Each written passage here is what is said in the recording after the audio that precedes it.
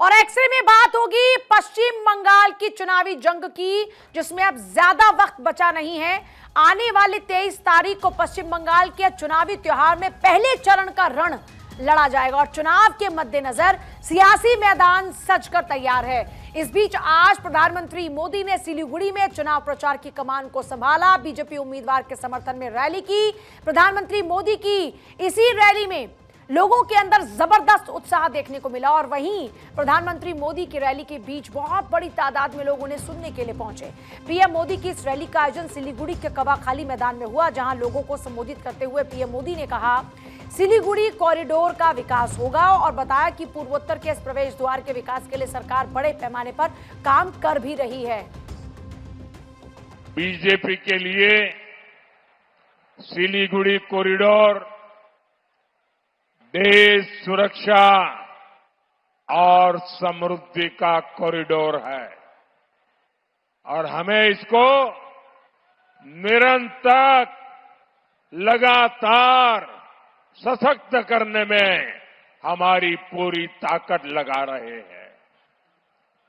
सेवक रंगपुर रेल परियोजना इसका उत्तम उदाहरण है। इससे हमारा सिक्किम सिलीगुड़ी से और देश के रेल नेटवर्क से सीधे जुड़ने जा रहा है।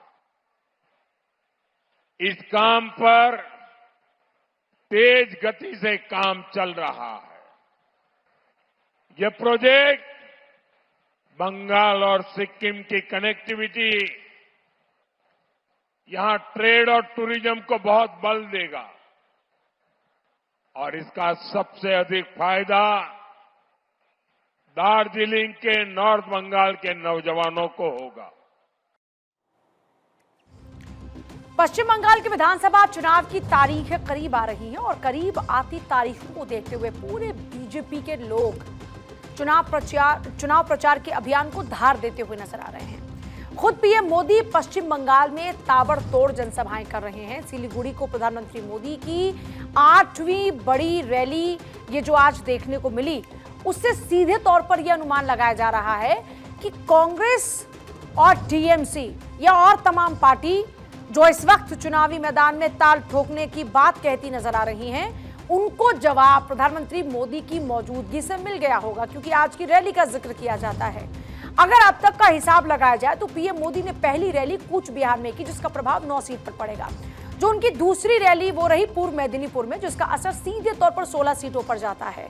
फिर उनकी तीसरी रैली का अगर जिक्र किया जाए तो 9 सीटों वाले पश्चिम बर्धमान को उन्होंने चुना और चौथी रैली जिसके जरिए प्रधानमंत्री मोदी ने 11 सीट वाले बीरभूम को संदेश दिया। पीएम मोदी की 5वीं रैली पूर्वी बर्धमान में हुई, जहां 8 सीट हैं।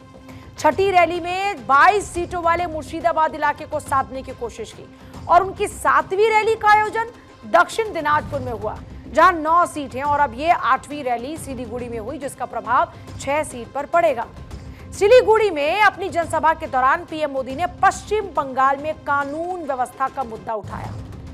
कानून व्यवस्था को लेकर प्रधानमंत्री मोदी ने टीएमसी पर निशाना साधा, राज्य की ममता सरकार को चेताया और इस बीच उन्होंने साफ कहा कि बंगाल की जनता भय और सिंडिकेट को ज्यादा बर्दाश्त नहीं करेगी। पीएम मोदी के निशाने पर टीएमसी का 15 साल का कार्यकाल रहा, तो साथ ही उन्होंने तुष्टीकरण का आरोप लगाया और कहा कि तृणमूल कांग्रेस सरकार ने मदरसों के लिए 6000 करोड़ रुपए आवंटित किए, लेकिन पूरे उत्तर बंगाल के लिए पर्याप्त धन नहीं दिया। 15 साल में बर्बादी आपने देखी है और यहां काफी नौजवानों को मैं देख रहा हूं। मेरे नौजवान साथी 15 साल पहले आप शायद पहली कक्षा में पढ़ते होंगे और इस चुनाव में आप बंगाल का भविष्य तय करने जा रहे हैं, आप वोट करने जा रहे हैं। केंद्र सरकार ने जो पैसा भेजा वो भी ये सिंडिकेट वाले हड़प कर गए। साथियों, उत्तर बंगाल से भेदभाव का उदाहरण टीएमसी की निर्मम सरकार का बजट भी है। निर्मम सरकार ने मदरसों के लिए करीब 6,000 करोड़ रुपए का बजट दिया, लेकिन इतने बड़े नॉर्थ बंगाल के डेवलपमेंट के लिए बंगाल सरकार पर्याप्त बजट नहीं देती। पूर्वोत्तर का प्रवेश द्वार माना जाता है सिलीगुड़ी विधानसभा को, और यह सीट पश्चिम बंगाल विधानसभा की स्विंग सीटों में गिनी जाती है। यानी पिछले 3 विधानसभा चुनाव का इतिहास ये बताता है कि सीट पर वोटर्स ने बार बार अलग अलग उम्मीदवार को मौका दिया। अगर पिछले 3 विधानसभा चुनाव के आंकड़ों पर नजर डालते हैं तो कुछ आपको दिलचस्प आंकड़े बताते हैं। 2021 के चुनाव में 50% से ज्यादा वोट हासिल करने वाली बीजेपी के शंकर घोष यहां से जीते हैं। शंकर घोष और वोट प्रतिशत 50% रहा।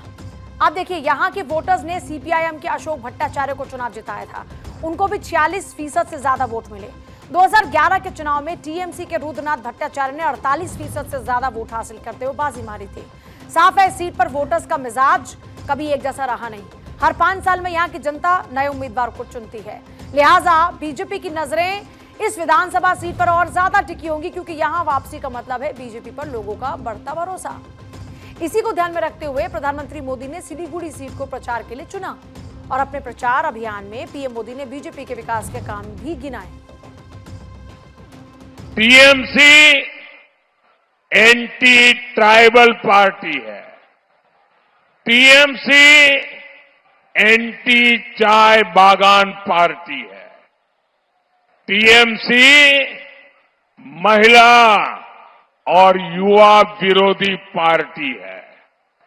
इसलिए बंगाल में इस बार हर तरफ गूंज रहा है, आत्मविश्वास के साथ गूंज रहा है, हर कोई बोल रहा है, एक बार बदल होबे, एक बार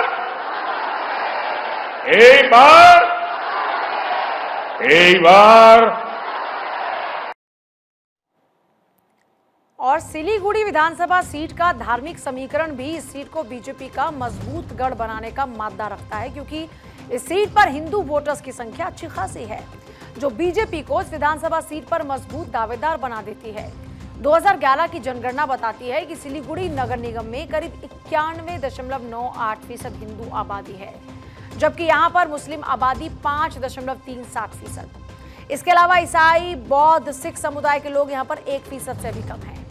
सिलीगुड़ी एक पूरी तरह से शहरी क्षेत्र है। अब हम सिलीगुड़ी सीट की बात करते हैं तो ये एक शहरी क्षेत्र है, और सियासत में किसी एक जाति के बजाय भाषाई व्यापारिक समुदाय का दबदबा इसी वजह से माना जाता है। खास तौर पर बंगाली समुदाय और व्यापारी वर्ग यहां पर जीत हार का फैसला सुनाने में अहम भूमिका रखते हैं। करीब 61% की संख्या के साथ शहर में सबसे बड़ा भाषाई समूह बंगाली है, जिसका राजनीति और प्रशासन में गहरा प्रभाव है। इसके साथ ही शहर की जो इकोनॉमी है उस पर मारवाड़ी और हिंदी भाषी, खास तौर पर बिहारी समुदाय का नियंत्रण है। हिंदी भाषी आबादी लगभग 25% है, जो चुनाव में निर्णायक भूमिका निभाती है, और सिलीगुड़ी विधानसभा क्षेत्र में अनुसूचित जाति की जनसंख्या लगभग 8.84% और अनुसूचित जनजाति की आबादी करीब 1.26% है।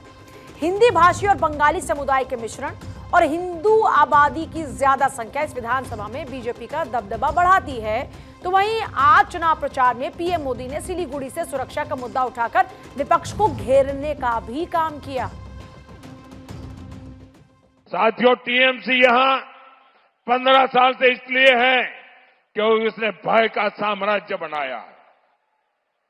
अब इस भय को हटाना है और बंगाल में भरोसा लाना है। ये काम बीजेपी ही कर सकती है। मोदी ने बंगाल को घुसपैठ और भ्रष्टाचार से मुक्त करने और सिस्टम पर, कानून पर भरोसा लौटाने की गारंटी दी है। बंगाल बीजेपी ने ऐलान किया है, टीएमसी के गुंडों ने जो राजनीतिक हिंसा की है उसकी जांच के लिए विशेष कमीशन बनाया जाएगा। मुझे सिलीगुड़ी के नॉर्थ बंगाल के लोग बताते हैं कि यहां लैंड माफिया ने, गुंडों ने जीना बहुत मुश्किल करके रखा हुआ है। बीजेपी सरकार में ऐसे हर माफिया, हर गुंडे की जगह परमानेंट जेल में होने वाली है।